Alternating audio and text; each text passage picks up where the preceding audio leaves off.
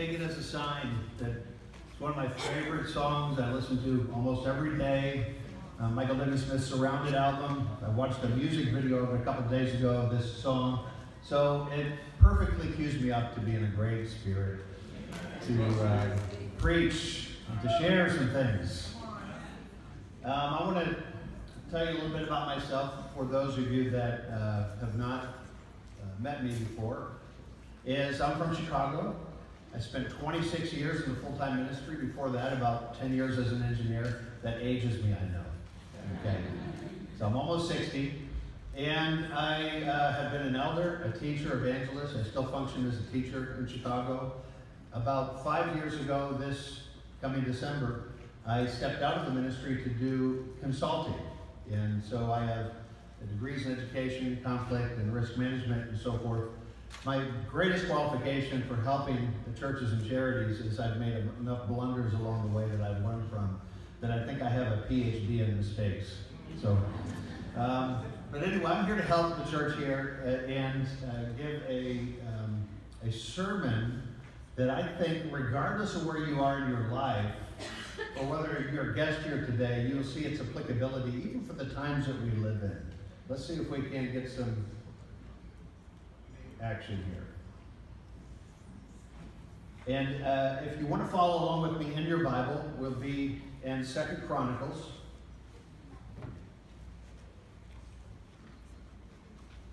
In 2 Chronicles chapter 18, in verse 1. By the way, the sermon title is Consider Carefully What You Do. These words come out of a wise person. In chapter 18, verse 1, now Jehoshaphat had great wealth and honor, and he allied himself with Ahab by marriage. Some years later, he went down to visit Ahab in Samaria. Ahab slaughtered many sheep and cattle for him, and the people with him, and urged him to attack Ramoth-Gilead. Ahab, king of Judah, asked Jehoshaphat, king of Judah, will you go with me against Ramoth-Gilead? Jehoshaphat replied, I am as you are, and my people are as your people. We will join you in the war. But Jehoshaphat said, go ask the prophet. Well, here's the backstory to this moment. Jehoshaphat is the best king that's come along in a couple centuries. And he does what is right, teaches what's right. He's gregarious, he's generous, he gets rid of idols and so forth. So he starts off really, really good. But Ahab is the king of Israel, which is now so fallen and so corrupt. So God's people split into two groups. Israel's the larger group, and it went worldly, wild, and in rebellion. Ahab is described as there's no other king like him, and then it goes on to describe how bad he was. And he was married to a woman named Jezebel. Do anybody know any woman today named Jezebel? Okay. Jezebel is about as far and immoral and represents seduction as any person could be. So he married badly. But Jehoshaphat made a bad decision too. He married into that family for alliance purposes. Not a good choice. And then, you have to understand, he's king of Judah. Nobody wants to go to war against Judah because you could just see God is with Judah. So Ahab says, hey, can you go to war with me? I need you on my side. And Jehoshaphat went too quickly into this. Way too quickly. And what happened is very significant.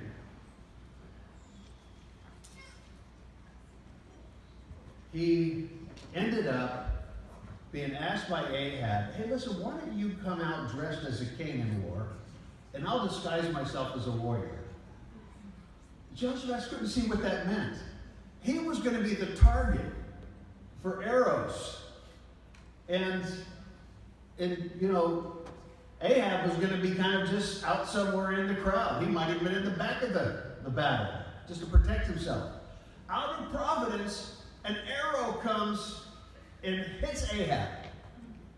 And Jehoshaphat is surrounded by these enemy nations, and he cries out, no, I'm not Ahab, I'm not Ahab, I'm not, you know, because he wanted to make sure he was not the person that they were trying to get. And he barely escaped with his life. He nearly lost his life and the kingdom. So next, we're going to read what the recalibrating moment was in this story.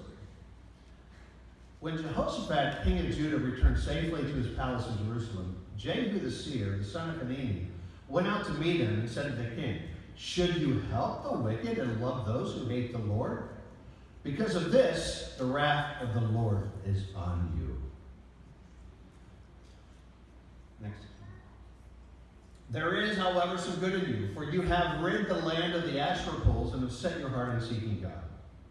Jehoshaphat lived in Jerusalem, and he went out again from among the people to Beersheba and the hill country of Ephraim and turned them back to the Lord. So he got corrected by Jehu the seer. Seer is largely the same as a prophet. And so he got somebody in his life to go, wait a minute, here's the bad and here's the good. Now this is important. I want you to know there are about 17, 20 kings in Israel. They were all bad. And there are about 18 that were in Judah, and 7 or 8 of them were good. All 7 or 8 had a seer or a prophet in their life, and we can name those guys. Message for us: have people in our life. Sometimes, we don't have eyes in the back of our head. Sometimes we do not know where we're going or where we've come from. Somebody can come along and say, "Hey, here's what you need to do." And that's what Jehu did. And look at this response as we read along what Jehoshaphat did and said to his people. Next. He appointed judges of the land in each of the fortified cities of Judah. He told them, "Consider carefully what you do, because you're not judging for mere mortals, but for the Lord, who is with you whenever you give a verdict. Now, let the fear of the Lord be on you." Next. "Judge carefully, for with the Lord our God there is no injustice or partiality or bribery." In Jerusalem also, Jehoshaphat appointed some of the Levites, priests, and heads of the Israelite families to administer the law of the Lord and to settle disputes. Next. "And they lived in Jerusalem, and he gave them these orders. You must serve faithfully and wholeheartedly for the fear of the Lord in every case that comes before you from your people who live in the cities, whether bloodshed or other concerns of the law, commands, decrees, or regulations. You are to warn them not to sin against the Lord, otherwise the wrath will come on you and your people. Do this, and you will not sin. Amariah the chief priest will be over you in any matter concerning the Lord, and Zebediah son of Ishmael, the leader of the tribe of Israel, be over you in any matter concerning the king himself. And the Levites will serve as officials before you. Act with courage, and may the Lord be with those who do well." When I began my journey in consulting, I wanted to figure out how our churches and our charities that are faith-based could manage negative events, maybe criticism, good and bad, maybe resource challenges, maybe a misbehaving actor. Anything that you can imagine would go wrong, how do they do it? What are the best wisdom and practices? And I immersed myself and I wrote extensively about what I found in Scripture, and then I studied other religious groups. But one of the things we actually see is a perfect example right here. This is a passage in a story that I use very consistently. When something goes awry, we need to go back and check our principles and our processes. Here's Jehoshaphat, a really great guy. He's commended. People respect him. He made 2 similar bad decisions. He married badly and he allied badly. And so he's not good at choosing relationships. And so when we choose poorly in our relationships, and having done this before, I know what can happen. You can expose yourself to all sorts of weird things. But regardless of whether a challenge or problem is originated in a lack of wisdom in relationships or another lack of wisdom in principle, doesn't matter. The calibration process or recalibration process involves going back and saying, what are our processes? What are our principles? And who officiates over them?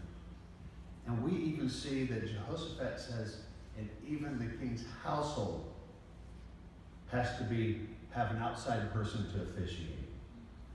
He could even see as a king, he has blind spots, and there's a designated person to go to if there's a problem with me. And so this brings hope to organizations. I've seen churches and charities have a ton of problems fixed by one solution, or maybe two solutions. That's what's so great about this story. And it has some hope to bring for us today. Now, we're going to look at a roadmap. Let's move along through the roadmap and see where we are. Right now, we've had an assessment. I've written a report about the church. And you will get a copy of this report in your inbox this week. It's based on a bunch of interviews, and I'll talk about that in a second. And then, what we have here is today. You're going to learn some of the things in the report. And then, you'll see that there are multiple versions of reporting back to you in the LA church leadership. The Los Angeles church is 8 regions, somewhere in the proximity of 5,500 members. It spans 46,000 square miles. The congregation began in, I believe, 1989. Yep. Okay. And it's one of the flagship churches of the whole brotherhood, our fellowship of churches. In some ways, it is the flagship church. It's the largest, and I so respect the leadership of the church. I've consulted here on 2 previous occasions. This is one of the older ministries, too, right here. And it was originally called the Cross and Switchblade Ministry, as many of you that know. And has quite a story of challenges, ups and downs, and legacy and positive developments and so forth. So what we have done, there were some glitches in your journey at the staff and leadership level that came to light a couple of years ago, but needed further attention. Not only internally to the Metro LA, but also at the LA church level so it can be learned from. So the report that you will get is a stage 1 report. There'll be a stage 2 report that will have further recommendations after I leave. I leave next Monday. Then I'll be meeting with the LA leadership on December the 1st and providing some recommendations of what can be done at the LA level to become smarter and to become the goal is to be a learning organization, right? And the church here is a learning organization, but we can improve our learning skills from things that happen. There's a theory that says disruptions can be actually an opportunity to become better than you ever were before if you properly learn from them. And some people call it anti-fragility or anti-fragile. If you have the proper principles and processes and attitude when bad things happen, challenges, staffing, conflict, or even scandal, the way you handle them can actually enhance the church for the next time around. And so that's the goal in all of this. What your job is, and I'm asking you to participate in this, is to be very reflective when you listen to me today and read the reports. And as we go along in this process, there is no predicted ending, what it'll all look like, reorganization or whatever internally here. But the goal is to make sure we're following principle, process, and we have people governing those things, being in their best form so we can become a learning organization. Does that make sense? Yes. Okay, then the end game, who knows what there will be like. But it'll be a lot better than not doing these stages of assessment, listening, learning, evaluating principles and processes and governance, right? We're going to be a lot better off. So I'm excited to see and watch over the years ahead what there will be like. Now, let me tell you what I did is I interviewed 110 people, 22 last April and 88 in September. And we surveyed 150 of you that filled out electronic surveys. A few people had handwritten ones. There's about a 30% overlap. I interviewed former ministers, people that are in different parts, East Coast, West Coast, different locations, and just people that knew the LA story and Metro LA story. I coordinated with a task force, and these task force are represented by 5 people. One of them is Steve Marici over here. Whenever we're in the same room, people call him Strong Steve. Steve, and then Ron Quint, who's been very heavily involved Raphael Lua, Jerry Sugarman, an elder, and then Peter Garcia. And they are tight in and of themselves. And they have been looking and paying close attention to the ordeal of this ministry over the recent months. And they, along with the leadership here and the RFAC, have invited me in. I'm really grateful for that, and I'm also, by the way, I'm very honored by that. I also investigated a previous leader of this region just to figure out what happened. This is somebody I knew very well anyway. And so this was all part of discovery. Discovery is not looking for fault finding. Discovery is looking for holes in our systems and our processes that can be patched up so we can deal with things better and more thoroughly. So in the interviews, I had 5 questions. These categories are legacy issues, like what in the past has a negative impact on the present? Right now, is there anything you would like me to look into? What would you like to see the future leadership structure or personalities? It was kind of a wide open, based on what you know of the story, the situation now, and what it can be. Congregational confidence is this. If there were some big, serious development, it could be a death of a kid at a camp, or some sort of mishandling of information or finances, or whatever it would be, who would you want to stand up here right in this pulpit at a congregational meeting and to walk the church through, that you would have confidence that you were getting the good stuff, you're getting the story?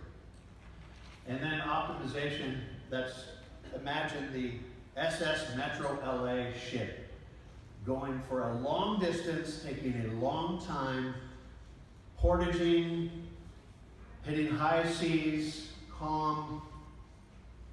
Are the right people in the right seats on the ship? And there's many different roles on the ship in order for those journeys to be successful. And again, that's a metaphor to say, are we missing anybody that would be great to have part of the staff? Like, are we missing a kind of a person? And conversation would go, we need more elders. That was a reoccurring. And so forth. So anyway, these are the interview questions I had. Survey categories. What was your most alive experience in the past? And by the way, you're going to see a lot of the responses to these. The ones that captured the center of gravity to how this ministry feels. Okay? You're going to see that on the report. What weaknesses do you want that we had in the past, but you want to leave them in the past? Okay. Kind of bury it. We're done. It's over. We're going to hold a funeral. No more of those weaknesses, What past strengths would you like to recover? Sometimes we did some really great things in the past, very well, right? We raised up leaders. We sent them out. We had drastically high-speed, high-growth missions out there that the LA Church was very much part of. I think the LA Church was part of the major support and the planter of over 10 churches. And those churches became planters of other churches. And that's not even to count all the other churches you guys supported financially. But this was a planting church. And I think Moscow was one of them. Is that right, Steve? That's like saying we planted 50 churches because they planted a lot of churches. So your legacy from the mission side, that's something to recover, right? And rapid growth and so forth. The LA Church had a massive success in penetrating the world of singles back in the day. And you have a lot of singles out here. And just tons and tons. So these things are things to think about. What do you wish for the future? And this could be new topics. Things that were not on the radar or on people's hearts and minds 20 years ago. But we're in a new world, a new time, where we're aging and we've got a lot of kids. What do you wish for the future? And what's the most important topic that you would want me to explore as an outsider? And so what I do is I look for reoccurring themes. And so that for the first 4, I just kind of put it all out there, put a lot of stuff that came from you for you to read how each other feels about these things. And then I look on this 5th one, I'm looking for what do you think I should look into to help the church better. This survey is called Appreciative Inquiry. It's the kind of a survey that focuses on what you appreciate and what you long for and what you aspire for. Because those things energize us. And if you read the book of Hebrews very closely, it's an aging church, I think going on 30 years in Rome, that the Hebrew writer is using that appreciative approach. Let's discard the bad. Let's cling on to the good. Let's remember the good. And let's remember those who went before you. And remember what you used to do, Hebrews chapter 10. It's a way to awaken us without the shame of, hey, we're not where we need to be right now. And it's a very spiritual way to process things. So that was the survey. I probed significant events in the past, documents, policies, culture. Culture is, there's a phrase that Steve uses, I've used it a few times. It's called muscle memory. It's when you learn that a certain behavior is not a good behavior. And you kind of say, we're not going to do that anymore. But you're so used to doing it, you go right back to it. It's kind of deeply embedded into a way a church is. In a severe case, which is not the story here, but a church can have such bad muscle memory or detrimental culture, it can have a history of hurting their ministers. And the ministers leave in flames. And then it gets the reputation, you don't want to go be a minister of that church. Because their muscle memory is to solve problems by sinking their teeth into the ministry. Okay, now that's not a real frequent thing in our fellowship in churches, although I've seen it. But it is a real popular dynamic for consultants and denominations. They call them clergy killer congregations. Fortunately, we don't have a clergy killer congregation here. Amen. And I think you should very much appreciate many past ministers that I know that have served here, but also the ones that you have. And I'll talk a little bit more about some aspects of the ones that you have, and you certainly should. I'll look into topics to moderate, like different philosophies or methodology, that people think differently, and there's ways to pull people together. Some people want this, other people want that. But there are ways to actually have a both-and world, an ideal situation. So, and in clearing wrong misperceptions, there's a few people that have had rumors and negative things said about them that are not true or extremely exaggerated. So we work on clearing those up. The goal is that when you walk into any setting with all the sectors of this church, no matter whether it's at some big high school or wherever it is, everybody can have their head held high, and we can be brothers and sisters in a healthy family and have each other's back. Amen. And so, real true unity. Okay, here's some positives that came out of this. You're a persevering congregation. Not only did I hear that from people, I see it. I'm impressed. You've had so many events along the years in your development, quite a story that people just persevered right through. I think because of their own relationship with God. Sometimes we as leaders, we mess up. I was a leader, I was really on the wrong side of a decision, or some issue, and good people didn't fall away because of it, because they were connected to God more than they were me. Okay, so that's a real sign, a character and attribute positive about you. Secondly, there's a lot of strong one another relationships. Now those one another relationships are like ligaments. In spite of how good or bad the leadership is, they exist because of you. There's a lot of strong relationships, and that was clear. There's balance of doctrinal soundness and fresh and progressive thinking. I consulted for a church where the church was at war on these two. There was a leadership, literally, there's 26 members in this leadership of this church, and 25 were progressive. Okay, and one was conservative. On the other end, the non-leaders of the church were very, very conservative, quite a vocal element, and they were much larger in size than that 26. And they didn't feel heard. And then there was this group in the middle that didn't want to be associated with either group. They wanted a hybrid of both. They wanted a both-and world. And the leadership was really humble. This group of 26, they were very humble. They took my criticism very, well. Not only did I put it up on the screen with the graphic to show the story of it all, but they live streamed my presentation. While I was doing it, all their stuff was up there. When I sat down for my presentation, I got a text from my oldest daughter, Tamara. It said, "Great job, Dad."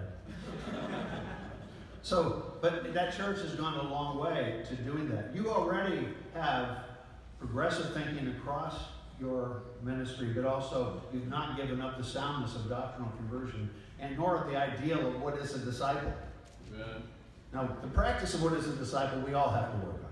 Yeah. Okay, and that is a challenge in our churches. But we haven't just said a disciple is just somebody who shows up on Sunday. Now we have to bridge the gap between what our ideal is and what our practice is, right? And then the leaders are approachable. That's what I heard consistently. That people view their sector leader as somebody they could have a talk with and disagree with, and so forth, which is commendable. And that was said also right here, since we're at the 9 a.m., that was definitely said about David and Robin Kim. Amen to that. Now, your survey produced, over the years, past 5 years, what have been the strongest features? And anything over 35% is usually good, because people usually tend to only pick 3 things. And so what you come out with is doctrinal soundness, one another relationships, and progressive thinking, which that I didn't even tally till after I came up with the strengths on the previous screen. So the survey corresponded to my interviews, which is great. So that means we got a very solid assessment of your strengths. Now the weaknesses, room for improvement, where you need help. Every church needs help. These are where your church could need help. There's disunity within the top leadership, staff leadership. There are pockets of cliques and discord related to number 1. I'm in this camp, I follow Apollos, I follow Paul, whatever, there was some of that. And that was the most cited passage to describe what needs help in this church was 1 Corinthians 1, where Paul addressed that. The one faith approach, though favorable to many, has been an ongoing source of tension. I don't think it's so much as what's under the hood in the one faith approach.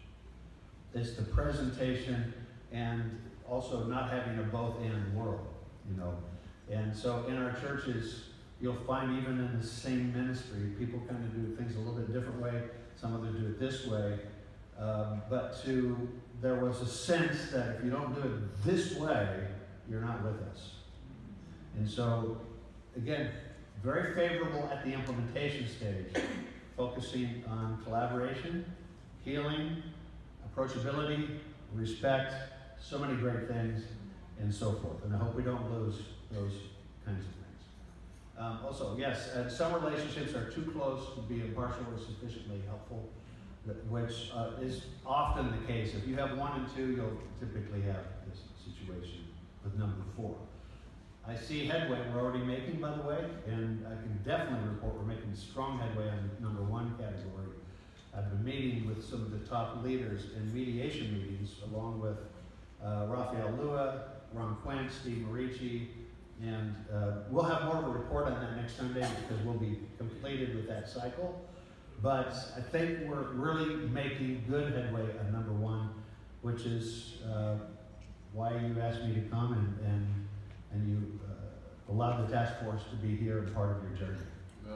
Now, I've given you some implementation. I'm just going to skip past this slide real quick. These are general recommendations that go in every report that I do, just about mentoring, identifying people that are good problem solvers, good processes, and investing in staff development so that ministers can grow in the skill sets and education and so forth over time. Those you can do on your own. Read on your own. Now, the risk management assessment. I've done this 2 weeks ago. I met with the LA Leadership Ministry Leadership Council and about 5 elders and gave them a sense of where I thought the vulnerabilities were based on some events that happened here with the previous region leader. And I gave them a congregational report. You'll get a version of that this week, perhaps even by tomorrow. And I've completed that. We did a fighting chance workshop yesterday. And for the late notice and all the other events going on this yesterday, the attendance was fine. I mean, very influential people here. Just so you know, it was recorded. A workbook's available. All the slides are available, and it was about conflict competence. And all that material you guys can use again and do your own presentations, because it's a very visitor-friendly kind of a thing, giving you relationships a fighting chance, understanding apologies, forgiveness, and reconciliation, and so forth. Okay. Now, we are in the midst of 3 staff mediations. I'm not going to mention names today, but it would not be hard to guess. But they're going very well. Here's what I appreciate about all of the leaders involved in this stage.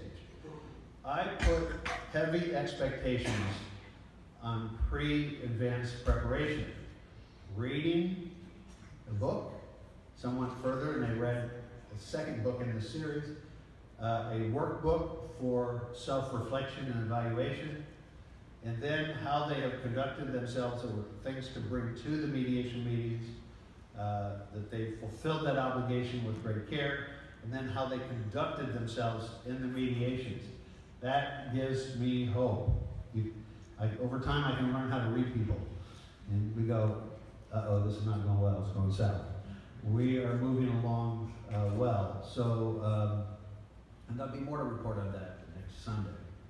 Next Sunday, the 11th, we'll have an all-congregation meeting in Long Beach. And that'll begin most likely with a communion service, and then we'll break, have visitors, let them kind of go. Most probably won't want to stay for the family business thing, although the way we are handling that, I think, will be noble. We want to be a transparent church. We want to be an accountable church. We want to be real with our members. And we want to answer the tough questions to how we can become the kind of church that we need to be to go to the next place that God intends us to go. And that's not done just through behind doors meetings. It's done by having connectivity and getting your questions answered. Not all things will be appropriate for a public setting, but your questions should be able to be answered that are not covered in the public setting. And so we're going to do good by you. So, what it'll look like next Sunday. I'll do a where are we and what I found from the systems and responsibilities of how we got to where we got to. Jerry Sugarman and Peter Garcia will, I almost said Jerry Garcia. That would be wild. So we would have both these brothers represent the LA church and their commitments and how they feel where they are personally responsible. And then we will have the mediating parties all speak in their words. We're going to have a covenant. Okay? Brothers and sisters, have you ever heard the scripture that says settle matters quickly? Yeah. I thought you might have, right? Okay. Have you ever heard the scripture that says you ought to go to your brother if you see them sinning? Yeah. You're not supposed to go to anybody else first, are you? No. You're supposed to go to them. If you hear somebody has something against you, should you go to them? Yeah, that's Matthew chapter 5, right? These are the verses we have the least obedience of in churches for some reason. We want to go to our friend, which is kind of cowardly if you think about it. You know another verse that we are not good at, that we're going to commit to in covenant? Proverbs 18:17. You hear a story, you have the obligation to get the other side of the story. Every story sounds right when you first hear it. We're going to go track this down. We're going to do that. We are going to commit to it. Now, I have a story that I want you to know about how powerful this can be. Like, this moment could be so significant in the history of your church. In 2005, my wife and I were asked to move in downtown Chicago. We knew there were problems in the ministry. We had the south side and the downtown merged together, and the merger hadn't gone well. The staff could not even meet for the previous 6 months. In the previous 9 months that they did, it was just, they didn't get along. And we were asked, could you guys go in there? I said, sure. They're our friends. Man, were we naive. Man, and so we found out why they didn't want to meet. Sometimes meetings are worse than not having a meeting at all, you know. So we did our homework. I ended up calling former members, former ministers, creating a narrative, hearing complaints, putting it all together, getting witnesses, having town hall groups. I did this for about a year. Formed a narrative, talked to the rest of the leadership of the Chicago church, and I said, I'm going to do something really painful. I need your backing, or I'm not going to do it. And I said, we're going to go break a leg. So there's a famous story with Oliver Sacks, who was a physician who was in a mountain area in Norway, and he saw a bull on the mountain for some reason. There was a sign, watch out for the bull on the path, but he didn't believe it. And then he ran into the bull. He freaked out, ran down this mountain so fast, a steep and hilly path, that he ended up flying and breaking his leg away from civilization. So, being a physician, he was able to kind of create stents to get down the mountain. And then finally, some fishermen at the bottom found him, and they took him back, and his recovery process was so bad because his leg didn't set right. He couldn't set it right up on the mountain. So they had to do it right. And he was told he would never walk again, or certainly dance, and he loved to dance. Well, he ended up walking again and dancing again. I use that story to say sometimes we have dysfunctions we've allowed in our ministries and our churches so long, like we had in Chicago, that in order to actually right-size them, we have to turn the sunlight on to what went wrong. Without shaming anybody, just talk about the dynamics and the history.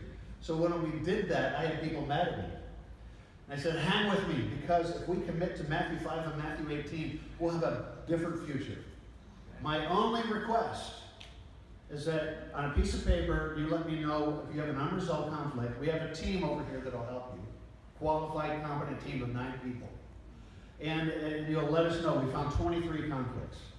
We had feudal groups that were at war with each other. Had been long that way. And people mad at the leadership of the Chicago church. So I said, I ask you that we commit to Matthew 5 and 18 from this point forward. You committed to it when you were baptized, but you might have forgotten. And from this point forward, we do. And you need to do this to stay within our membership role. Now, you can do it by email, phone call, a hug, say, Steve, I'm in, I commit, whatever. But we want all 440 of you to tell me, Tricia and Steve, we have been losing staff through this process. We're going to start over. We lost 70 people.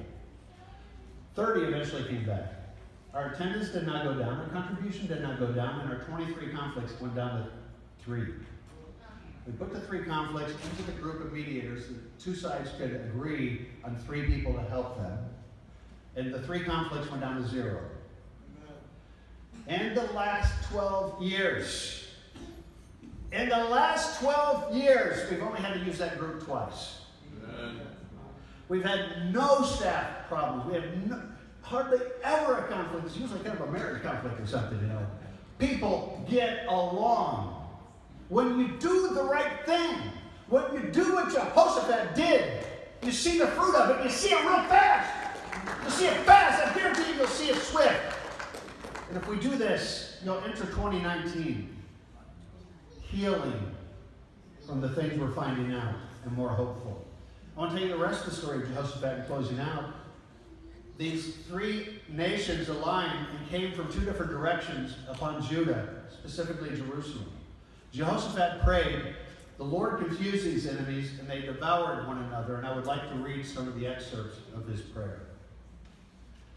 Lord, the God of our ancestors, are you not the God who's in heaven? You rule over all the kingdoms of the nations. Power and might are in your hand, and no one can withstand you. If calamity comes upon us, whether the sword or judgment or plague or famine, we will stand in your presence before this temple that bears your name, and will cry out to you in our distress.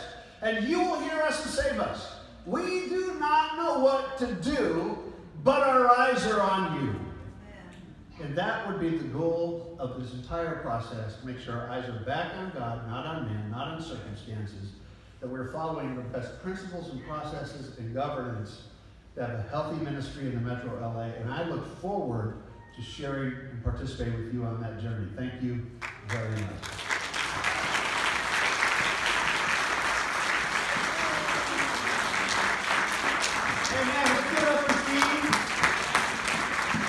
certainly appreciate all the hard work that he's done.